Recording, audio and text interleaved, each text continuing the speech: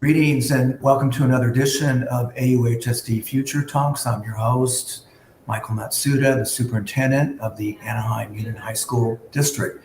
And today we have a very special guest, a longtime Gear Up partner and leader in education, Adriana Badillo, who's currently the Director for the Center for Education Partnerships for Cal State University Fullerton. Adriana, welcome to our little show. I am excited and happy to be here with you, Mike. How are you?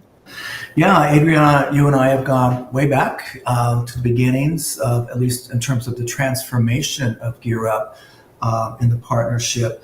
So there's a lot we want to cover, and we want to make sure that our AUHSD community truly appreciates and understands the value of Gear Up and transforming our district.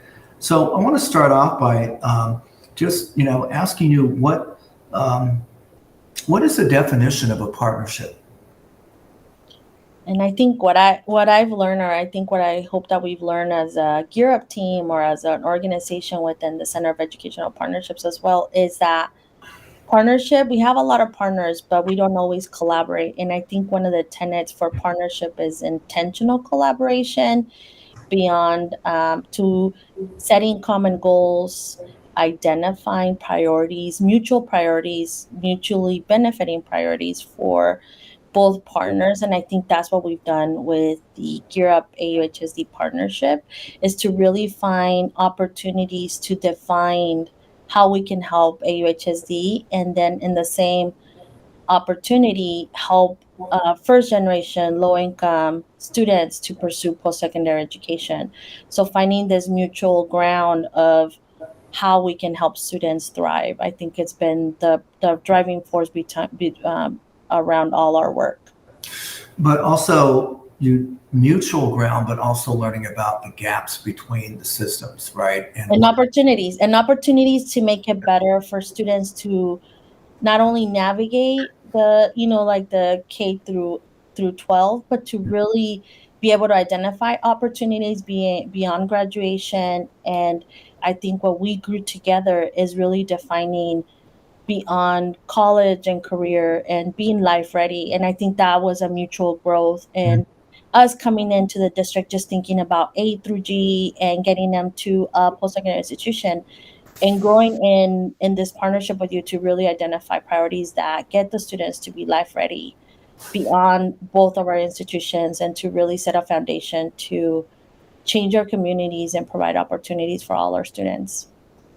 I think the vision, the overarching vision of Gear Up and NCEP is to create this college and career going culture within the schools. And I think the challenge across this country is that when you define partnership, it's a lot easier said than done, right? Because the colleges oftentimes have different priorities than maybe the K-12 schools do. And many of Gear Up programs are centered at the universities. So it's from the district level, it becomes sort of the tail wagging the dog. Whereas I think with us, Adriana, it's truly a partnership and looking at win-win outcomes and ensuring that when the grant money leaves us after 6 years, that there is a changed culture. So I wanted to speak to some of the sort of concrete things that Gear Up partnership has brought to the district. And I guess when you and I first met, I don't know, 100 years ago, and by the way, if people don't know this, Adriana is a product of Anaheim. She's an Anaheim high school graduate. So a local leader, right, and that has grown up in the system and who's truly an advocate for marginalized students, especially students of color, first generation students. I remember that you and some teachers came to me because I was in charge of professional learning at that time, probably well over 12, 15 years ago. And our Saturday Academy, which was more or less SAT test prep, was not working, right? Because there was 60 kids per school, and by week 3, there were like 10 kids or less than that. And because it was boring, it was just really not very engaging. And I remember you guys coming to me with this idea of, well, we can get them to read this novel, and this novel is really thematically aligns with where kids are coming from in Anaheim, and there's going to be a movie coming out. And I was very skeptical, Adriana, because like, you're really going to get kids to read on a Saturday, but you believed in what these teachers were bringing to you as a very creative and innovative way to get kids more hooked into school, into literacy. And you had me read that book, and I read it, and I go, you know what? I think you're right. This let's give it a go. And that has really transformed the way we look at Saturday academies. And of course, that book was The Hunger Games, and we never looked back, right? Because I remember that even the parents wanted to read that in Spanish. So in your own words, I mean, how impactful has that been, in your opinion, from moving from SAT prep to teaching the Hunger Games? And I think I'll start. I think by saying it took it took a little bit of risk. First of all, I will say first, when I first heard the idea, I had to myself take a few days to process and see how we can leverage and really empower the concept. And I think it first began with Gear Up as me coming into a Gear Up that was struggling with student participation, student engagement, also teacher engagement to facilitate programming. And I think it wasn't just the students not wanting to buy into the programming that we're being offered, but the teachers having that difficult time facilitating what was maybe canned products or canned programming that was really looking at remediation instead of exposure and programming that was really taking the students beyond what was in their classrooms. And I think that was the first challenge that we had to really brainstorm with a number of folks in our team, with some of the teachers that had participated in the past. And I think one of the things that we really came down to is we need to meet the students where they're at. What are their interests? What are they doing? What are we doing? How are we really engaging them to make the content relevant, that is age appropriate, and that is also can extend the classroom walls and really connect to relevance. And at some point we had discussions about project-based learning and really taking the opportunity to look at content so that they can not only just look at a novel, but really reflect, really process, and develop something more meaningful in their education.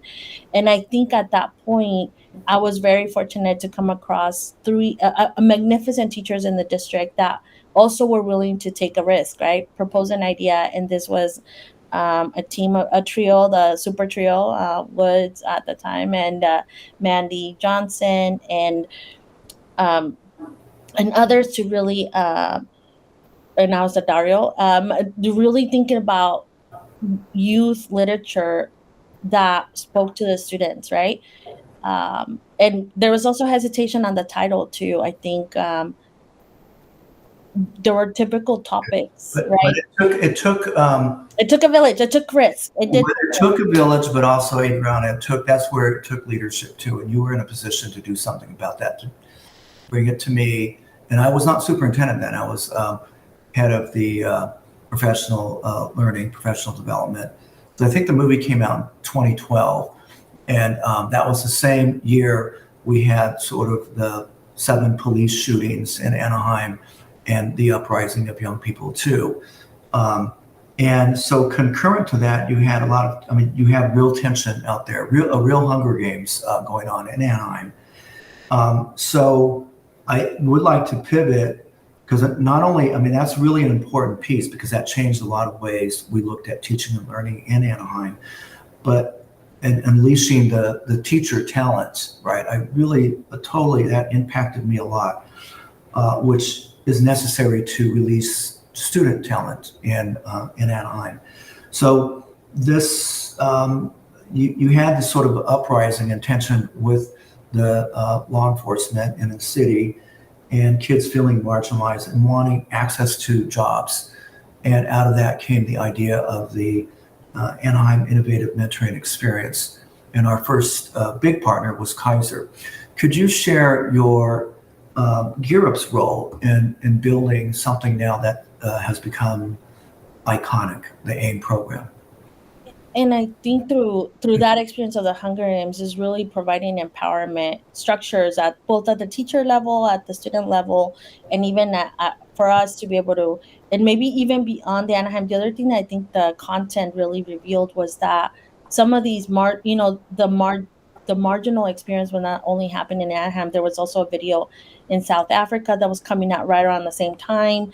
It's an international program that students could relate on the beyond the Anaheim community. And I think at that point we also built student leadership components that enabled students, that provided them not only to look at their own identity and where they stood in this environment, but to really identify what they were asking out of their community leaders for themselves and for their generations. And one very impactful thing that happened during that time, when our students organized on their own and really asked for change and asked out of their community leaders, in this case the city council, to really provide them opportunities. And I remember one of the students saying, I know that I will not benefit from this because by the time you get it rolling, it's not going to be there for me. But that for them it was so important that it could also be available for their younger siblings or their little neighbors.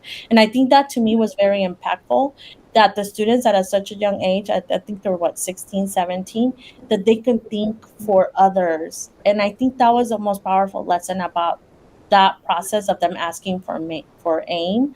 And obviously at that time it wasn't AIME, it was give us opportunities to get really real exposure and get real jobs for us and for our families. So I think that was the process. And with Kaiser, again, it started as a partnership and then it became a collaborator where we also met with them and be able to empower each other and find opportunities that were mutually beneficial. For them, obviously, is reaching to students that are and students that not often pursue professions. So, for example, we talked about gender underrepresented positions or positions that maybe there's not as much diversity. So there was intentionality on Kaiser to also develop the potential workforce. On our end is providing, like for example, for Gear, providing those experiences for students to get motivated to pursue careers, and obviously for AUHSD to develop those opportunities to really engage students beyond the classrooms and provide out of classroom experiences that were meaningful, relevant, and it was a win-win for all of us. And the students Yeah. receive that type of exposure. So again, it's really just um, finding those great opportunities where there might be potentially, I think we often say gaps, but I would like to think when we're thinking partnerships and collaborations, let's look at opportunities that can really extend what we can do for a child, because we can't I'll be the first to say that we can't expect our schools to do everything. It takes a village, So right? I really want our audience to understand financially too where the district was at this time. It was during the recession. So even though there's a great idea to create, and I was working with the mayor, I became superintendent in 2014. We wanted to really build this opportunities for internships and mentoring. The district did not have the money to operationalize that. And without GearUp, we would maybe AIM would have never happened in hindsight. And during this very critical time, and AIM came in, our CSUF GearUp came in to say, look, we can help resource this. And I'm talking about busing and subs and all kinds of things that we needed to build it. And since that time, 2014, we've grown to over 100 business and nonprofit partners, impacting 17,000 students across the district and changing their lives, truly changing their lives. So about that same time, 2016, 2017, 2017 was the pledge. And that was another big institutional change involving all of our collaborative partners. Could you share why is that important? Why is the pledge important to this story of GearUp?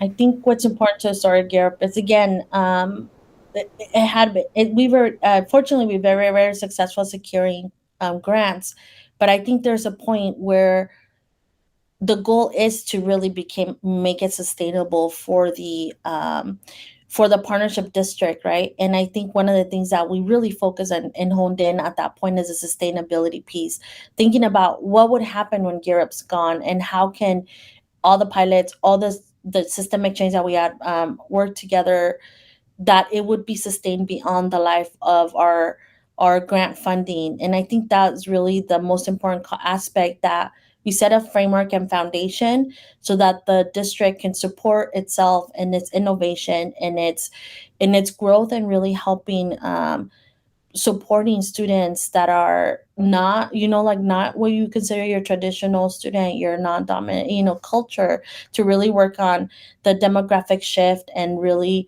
tackle program and tackle, for example, parent engagement. So I think part of the sell here was, with the pledge, is to really institutionalize a commitment, not only obviously AUHSD, but also the other partners, the other higher ed partners that have a vested interest in the success of AUHSD, UCI, Fullerton College, Cypress College, North Orange County.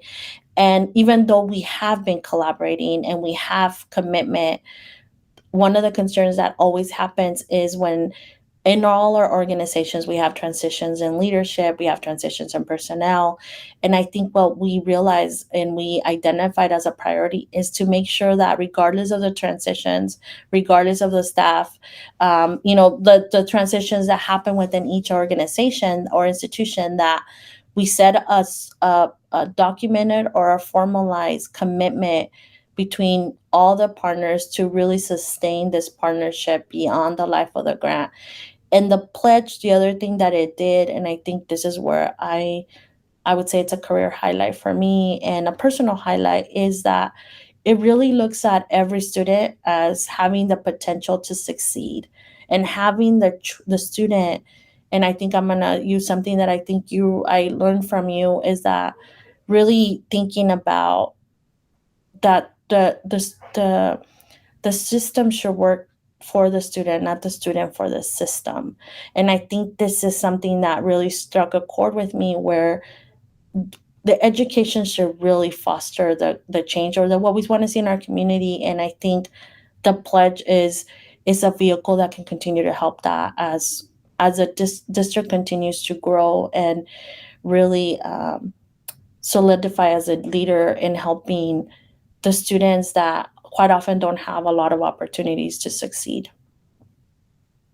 In a way, the pledge is sort of the Bill of Rights, right? It's Bill of something. Rights, the Bill of Rights for the Anaheim community, or the cities and communities that Anaheim Union District supports. Students that, for example, do not have a Gear Up at their school, because obviously there's certain criteria for a Gear Up grant. But I could say, maybe they don't realize it, but AIME, a kid from Cypress or a kid from Kennedy can enjoy. And that's exactly what it should be, where we're the innovation and the creation of the district and the pilot initiatives that were funded through this, that students can benefit. And I think one proud moment for me that whenever I can, I share. For example, I was at a Hispanic Servant Institution conference for higher ed, HACU, and sharing that in setting up for example, the Parent Leadership Academy. First, obviously, in Spanish, just because of how many students in our district. I think it's about 60%, right? Latinx. But that also set the infrastructure for like Korean and other demographic shifts that will be happening not only in California but nationally, as we're helping, for example, recent immigrants. I think that, for example, Western High School has been encountering. I think it set the foundation to really, even though maybe it started for Latinx students, but that infrastructure really helps special populations, and obviously also tackling students with special needs, and how we're looking at that. So obviously there's room for growth, but I think we have some foundational pieces that can help us really reach every student, and really, I'll use your model, be like an unlimited version of every student, like the unlimited you. And I think that is very powerful for me, always. Yeah. You touched upon the parent piece, Parent Leadership Academy, parent learning walks. Mm-hmm. I mean, Europe has been involved in so many of our initiatives as partners. So, can you share a little bit about that piece as well, the parent engagement piece? So obviously, in Gear Up is in think of a gears in a watch, right? There's a lot of moving pieces constantly, and one of the things that I think we've also identified is learning from others. You know, as a learning community, I think that's another tenet that I think we've done over the last years is really learning from others what other programs or other education entities are doing, and finding what fits and bringing it back home and making it in the Anaheim way, I would say. I'm going to call it like that. And one of them is this parent walks. We went to a Gear Up conference, another NCEP conference, and I'm blanking out. You're probably like 2013 maybe. Um, and UC Santa Cruz Gear Up program are doing really parent to parent or peer to peer engagement, and our district leadership at the time was really obviously tuned in terms of like that being a great opportunity, because at that time we were talking about parent engagement as a priority to continue to work on and figure out opportunities. And we brought our colleagues over from UC Santa Cruz to train, um, first to identify and develop more of a parent strategy district wide, and then to facilitate training for at that time what were called parent liaisons. Because one thing that we did find is that particular position was not consistent across the district. There wasn't really a parent engagement priority or engagement or a clear vision of what the district wanted to see, and that was an opportunity that we found through the work that we were doing with Gear Up and getting parents to the college fair or whatever it may be. So I think again, it's and same thing with the learning walk at another Gear Up conference. I think it was Imperial Valley Gear Up out of near San Diego, where the district had the opportunity to visit what they were doing with their teacher learning walks. The district brought the idea and the concept back, brought the trainers back from that program. And I think what I really valued is, again, I identifying a concept, a potential innovation, and really making it your own, empowering the different folks within the AUHSD district or the AUHSD to really conceptualize the opportunity and really build it, make it their own. And I think that's the other piece that has been one of the learning processes as we've done through Gear Up that I've been also sharing nationally, is that we can never come in and tell a partner what to do, but we can certainly help identify the learning opportunities and how they can make it unique. So for example, some initiatives looked, even though we tried a similar initiative, it looked very different on one high school than the other, because not only are we tapping into the different expertise at the high school, but um, we are also enabling the leader to be able to make it their own and identify what priorities are at their school. So I think that was another thing that we learned in this process with both the parent learning walk, and I think obviously a pleasure to see it developing further to parent learning walks. You know, for our folks that are really involved with Gear Up, whether it be through the Cal State side or AUHSD, what advice would you give them moving forward? You know, as they attend these big conferences and have these convenings, what's your advice to them? Just like us, I think and I feel proud saying this, and I'll share this with all our team, is we are at the forefront at the national level. We are looked as a model of success by our peers, both in the national organization itself and by other similar gear programs, even in California, right? So I think in understanding that we have California context and different pieces, but I think what we want to keep in mind is that innovation is happening nationally with Gear Up. And one great opportunity is for us to engage with others as a learning community and identify opportunities that may be well suited for either your site or a district initiative. Um, that's one great opportunity. I think for the most part, you can reach out to most Gear folk and be able to set up a meeting, learn about what they're doing. I think, for instance, I'll use you as an example.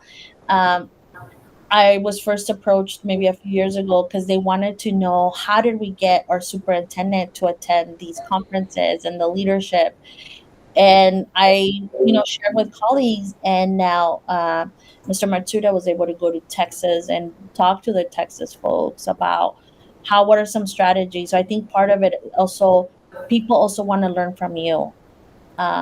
They also want to do what great things you are doing. So there's a learning exchange when that happens, just like what you tell your kids. If you help a student, you'll learn in the process. So I think that happens in these conferences. So being willing to meet others is great opportunity. Um, there's programs nationally. I think some of the Texas programs within, I mean, they have other challenges, but there are some pieces that they do very well with parent engagement. Programs like in Oklahoma, New York, Washington.